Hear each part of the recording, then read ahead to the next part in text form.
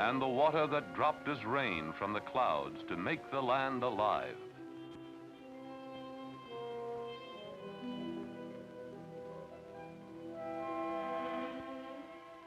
Out water.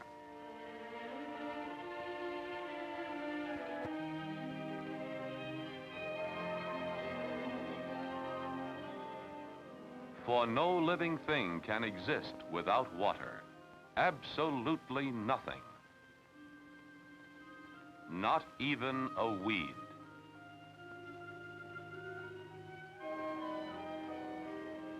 For the land cracks open and dries out.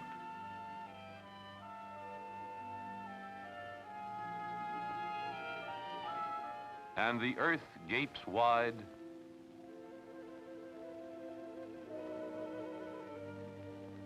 and dies. Yet from the beginning, long before man came, there was a natural, undisturbed system of water distribution, a system we call today a water cycle. Let's understand what a water cycle is. It is the continuous process by which water from the ocean is drawn into the air by evaporation.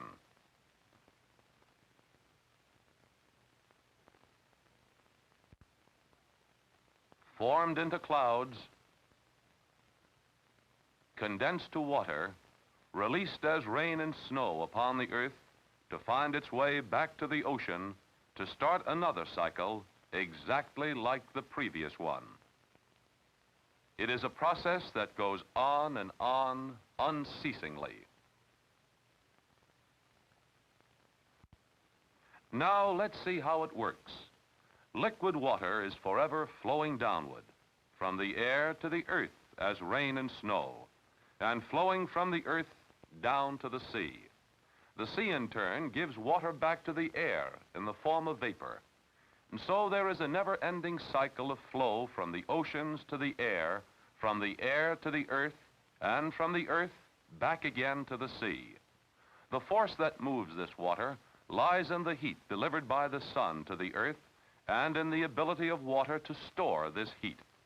When water contains very little heat, it is the solid we call ice. When ice absorbs sufficient heat, it melts into liquid water. If liquid water is warmed, it will turn to vapor and rise into the air. Warm air can hold a large amount of water vapor, but if the air is chilled, some of the vapor will turn back to water.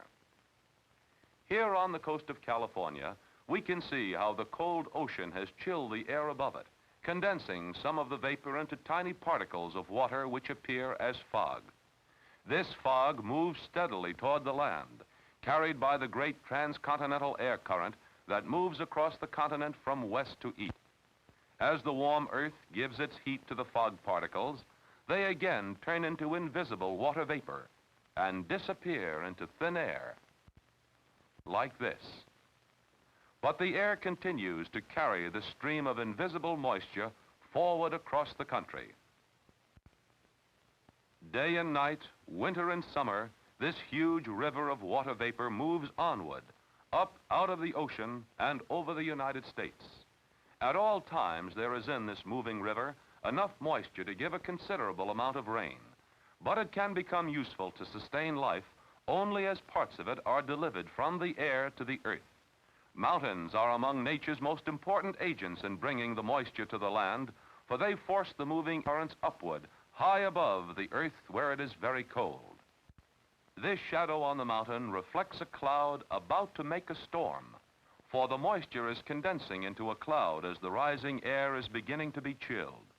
The vapor is turning to particles of water, too small to fall as rain, but this condensing process releases heat, whose energy causes the air to expand and rise like a huge balloon into the very much colder atmosphere high above. Here it is chilled once more, and now the rapidly condensing moisture builds up into this giant thunderhead, which climbs until some of its water particles turn to tiny ice crystals. This development frequently prepares the way for rain, for now the particles of moisture remaining in the cloud may adhere to the growing ice crystals until they become big enough to fall as snow or melt and turn to rain. Much of the water of the western states is produced in this way by the mountains. On the plains east of the Rocky Mountains, the rainfall is caused by another kind of storm. We can see how this small block of ice chills the air beneath it and makes it contract. In the same way, the air over Canada is chilled by the cooling of the land as winter approaches. This cold, heavy air flows southward into the United States. Here it may meet currents of warm, lighter air that carry moisture northward from the Gulf of Mexico. As these currents meet, the cold, heavy air acts exactly as the mountain barrier did, causing the lighter, warm air to flow upward and thus produce a storm. But this is only the beginning of the story. Now we come to the critical part.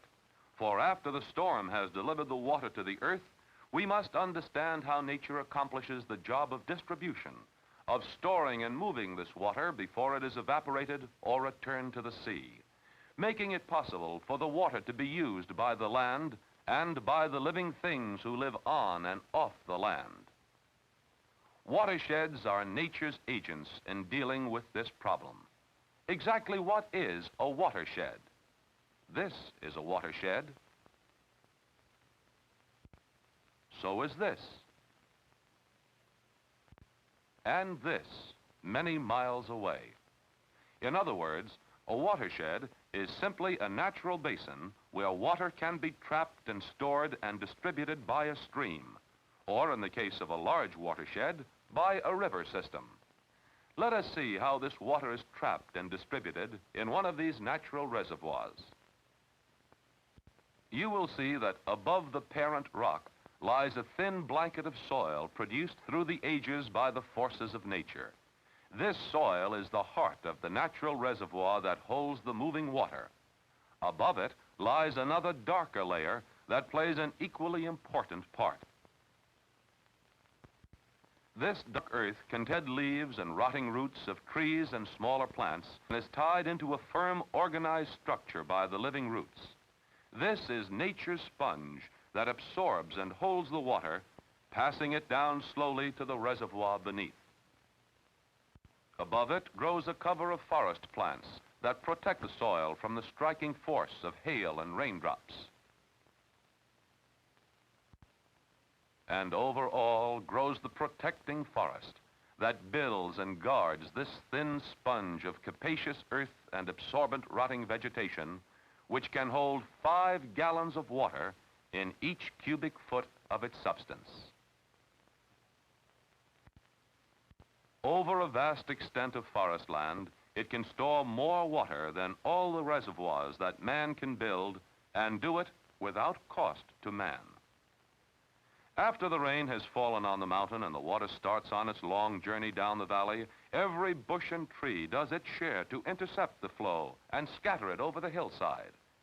The smaller plants, too, help to tame the water, spreading its flow over the surface of the ground until it sinks through passageways dug by roots and worms and insects into the soil below. Here it filters through the earth, growing at last into a vast underground river that moves slowly downward toward the sea.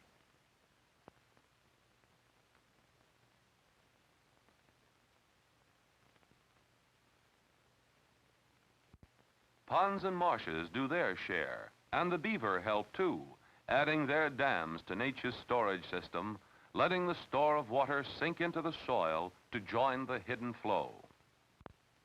Where the soil is shallow, this hidden stream may spring to life again in the open, feeding brooks that grow as other springs join them beneath their surface.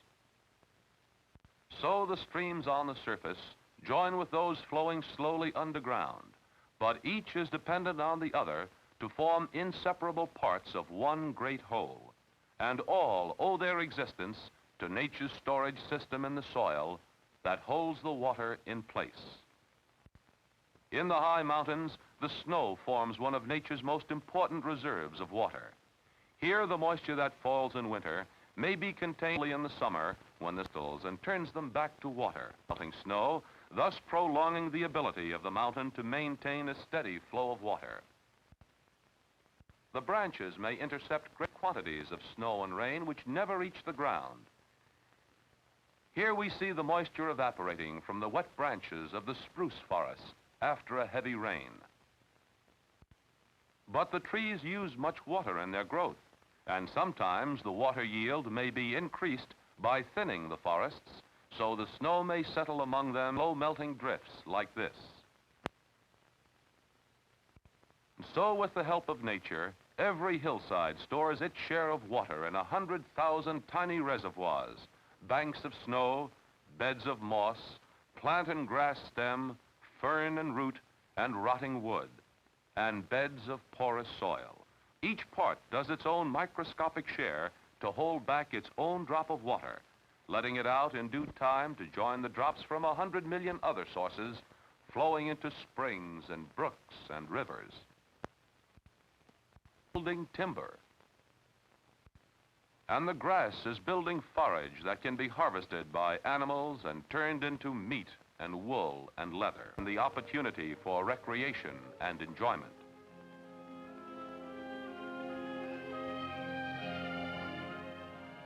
This, then, has been the story of watershed and water cycle, of the natural storage and distribution of water before the coming of mankind.